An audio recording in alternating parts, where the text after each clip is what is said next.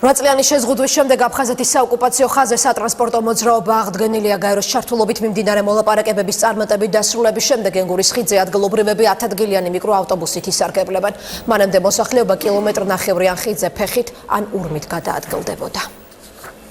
ენგურის ხიდზე პირველად 8 წლის შემდეგ ცხენზე შებმულ 4 თვალაურემთან ერთად მიკროავტობუსი გამოჩნდა. ის მგზავრებს კილომეტრნახევრიანი ხიდის ერთი ბოლოდან მეორე ბოლომდე აფხაზეთის ეგრეთ წოდებულ საზღვრამდე გადაიყვანს. გაგვიხარდა ეს აღდგა ისევ ტრანსპორტი.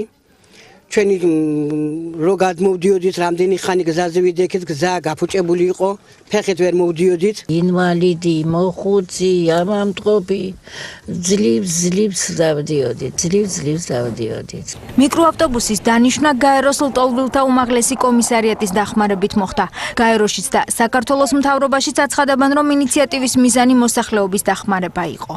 ჩვენ ბევრი წელია მუშაობთ ამაზე, მიდის მოლაპარაკებები, მოსახლეობა რომელიც ფაქტობრივად ფეხით გადაადგილდებოდა ძალიან გრძელ მანძილზე, მით უმეტეს ცუდი ამინდის პირობებში ან ბარგის ქონის პირობებში, ხა შეძლებს ტრანსპორტით სარგებლობას, ეს არის მნიშვნელოვანი ჰუმანიტარული გადაწყვეტილება.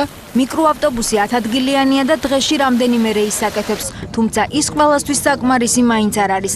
მანქანის სალონში არის მითითება, რომ მგზავრობა უფასოა და განკუთვნილია განსაკუთრებით მოწყვლადი ჯგუფებისთვის. ხიდზე ფეხით მიმავალი ადამიანების ნაწილმა ტრანსპორტის დანიშვნა დღეს მოამბისგან გაიგო. არ ვიცოდით და წამოვედით.